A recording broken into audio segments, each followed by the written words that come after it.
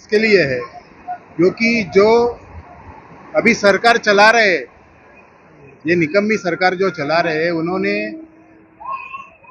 जालना में जो कांड किया, शांतिपूर्वक जहां आंदोलन हो रहा था, वहां खुद उकसा के पुलिस के थ्रू महिलाओं को और वहां बैठे हुए सभी आंदोलनकर्ताओं को अमानुषता से लाठीचार्ज, गोलीबारी, ये सारे कांड करते हुए उधर माहौल, एक गंदा माहौल खड़ा किया। इसका एक सबक ये है कि ये सरकार दडपशाही, हिटलरशाही की सरकार है और ये सरकार का निषेध करने के लिए हमने ये प्रोग्राम का आयोजन किया है। सर, आपने एक बात कही कि देवेंद्र फडणवीस की इस्तीफा देना चाहिए, क्या कह रहे हैं? अरे शर्म है तो इस्तीफा देना ही चाहिए उन्होंने, क्योंकि उनके खुद के दो दो स्टेटमेंट आते हैं, तो उन्होंने इस्तीफा देना ही चाहिए। वो लायक ही नहीं है वो गृह मंत्री पद के लिए।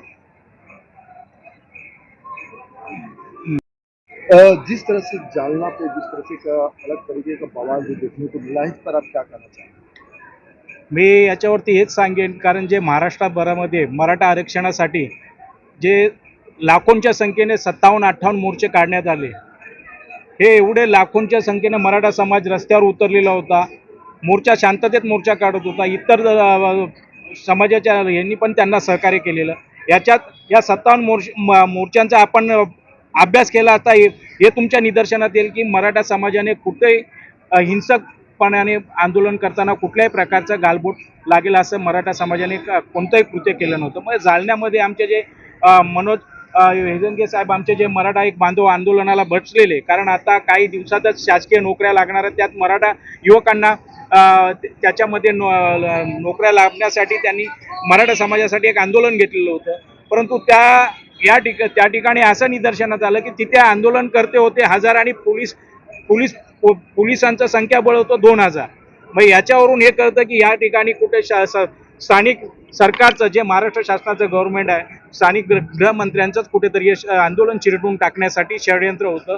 आणि ते इथे कोणत्याही प्रकारचं हे न करता जर तुम्ही हल्ला केला तर तुम्हाला प्रति हल्ला करावाच लागेल. यामध्ये खूप मराठा बांधव जखमी झालेले आहेत, मराठा भगिनी पण झालेल्या आहेत, ज्या आया भगिनी तिथे मराठा समाजाच्या जखमी झालेल्या. जालना में जो घटना घटित हुई है, एक समय हमारे देश पे अंग्रेजों का राज्य था और जलियांवाला बाग में जिस तरह से वहाँ की पुलिस ने और प्रशासन ने जो काम किया था, उसी तरह का काम देवेंद्र फडणवीस की गृह मंत्रालय ने जालना में करने का काम किया है।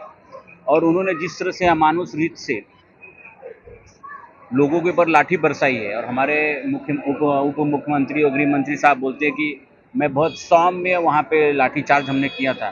तो मेरा ऐसा मानना है कि लोगों की आंखें निकाल के उनको चश्मा देने की आपकी सरकार पहले से ही काम कर रही है। आपकी सरकार बड़े बड़े उद्योगपतियों के लिए हजारों करोड़ का कर्जा माफ़ कर रही है। आज 2 दिन पहले एन चंद्रा जी का 5000 करोड़ का कर्जा येस बैंक का माफ़ कर दिया। अनिल अंबानी साहब का लाखों करोड़ का कर्जा माफ़ करने के पीछे लगी हुई है। तो अब हजारों करोड़ का कर्जा माफ़ करने के लिए आपको कोई कैबिनेट की लेने की जरूरत नहीं पड़ती, कोई आपको सुप्रीम कोर्ट की जजमेंट की जरूरत नहीं पड़ती, किसी तरह के कानून की जरूरत नहीं पड़ती। और एक मराठा समाज जो महाराष्ट्र की रीढ़ है, जिसके खून पसीने से आज महाराष्ट्र खड़ा हुआ है, ऐसे मराठा समाज को अपने हक की लड़ाई के लिए सालों साल अगर संघर्ष करना पड़ता है, और संघर्ष के लिए बैठे, आंदोलन करने पे बैठने के बाद अगर आप उनको हार फूल पहनाने की जगह आप उनको लाठियाँ पहनाने का काम करते हैं, तो कहीं ना कहीं गृह मंत्री साहब को नैतिकता के आधार पे और उन्हें अपना इस्तीफा देना चाहिए, और जल्द से जल्द इसके ऊपर जो जुडिशियली इंक्वायरी होना चाहिए कि वो किसके फ़ोन पे इतना बड़ा क्राइम करने का काम किए। वहाँ के एसपी को उन्होंने 15-20 दिन के लिए छुट्टी पे भेजा है। मेरी ये मांग है कि एसपी को बरतरफ करना चाहिए, कायम का उनको सस्पेंड करना चाहिए। जिस तरह से पुलिस प्रशासन ने वहाँ पे अमानुष व्यवहार करने का काम किया, आज पुलिस सबकी रक्षा करने का काम है। अगर पुलिस के ऊपर किसी ने लाठियाँ कुछ भी गलत किया रहेगा तो आपके पास पावर था, आप आंसू गैस छोड़ सकते थे, कुछ भी कर सकते थे। आपने डायरेक्ट लोगों पे लाठी मारने का काम किया।